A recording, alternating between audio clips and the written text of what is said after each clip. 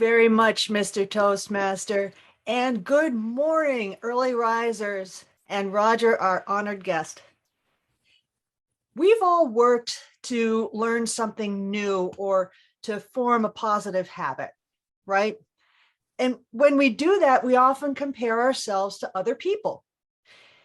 It can be very motivating to compare yourself to the best of the best.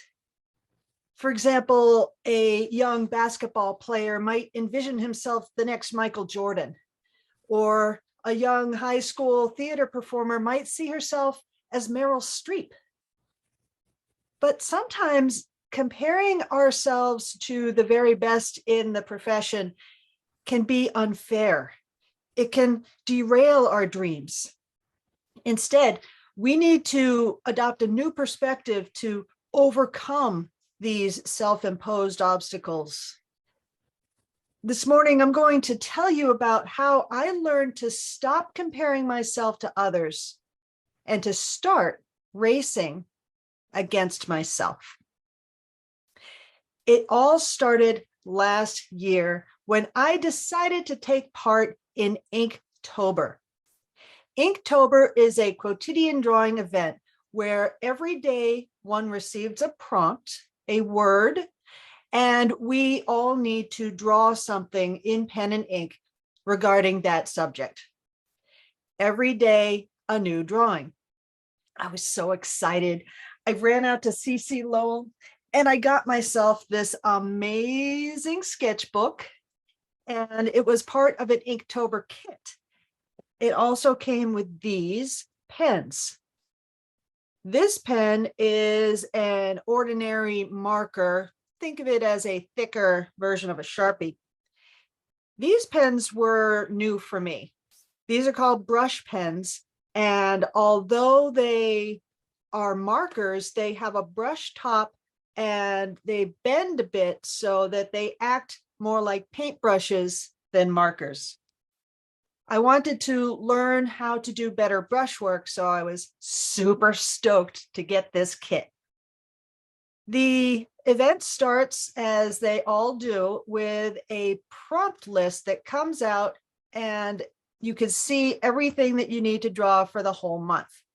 The prompt for October 1st is fish. When people draw things for Inktober, they post them on social media and make them very easy to find by putting a hashtag of hashtag Inktober, hashtag fish, something to make it very easy to find drawings. These are some drawings I found for that prompt. And just take a look at how beautiful they are. Clearly, these are professional illustrators creating these gorgeous works of art. On the other hand, here's what I did with my brush pen. It's not bad. You can tell it's a fish, but it displays nowhere near the professionalism and technicality of the other drawings I saw. Okay, undaunted, I proceeded to day 2, which was Wisp. Look at that gorgeous brushwork in the upper right-hand corner. You can see that the artist has a mastery of form, of creating different tones ranging from the deepest black to the wispiest grays and whites. The other pieces are beautiful tours de force rather, of technicality, precision, and mastery of the medium. Here's mine. There is a wisp, and I am playing with the pressure on the brush stroke, but I didn't really learn anything from this, and I didn't have fun drawing it. I started out with the best of intentions. You can see on the calendar that from the 1st to the 7th, I was drawing every single day. But on the 8th, I blew it off. I doubled up on the 9th.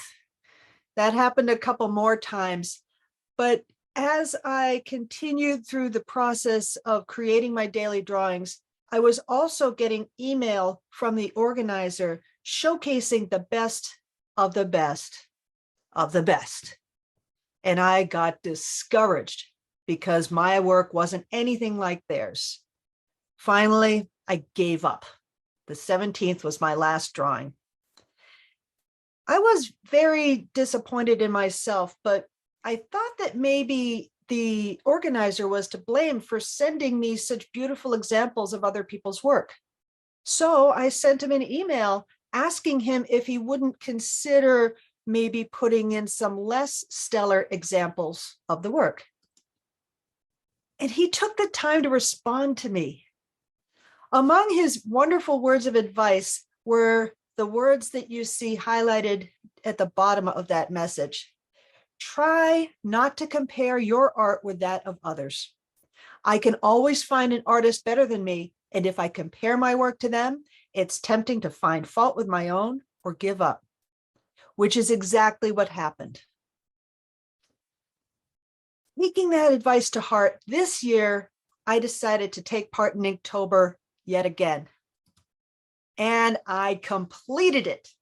Every day, a different drawing. Every day, a different prompt.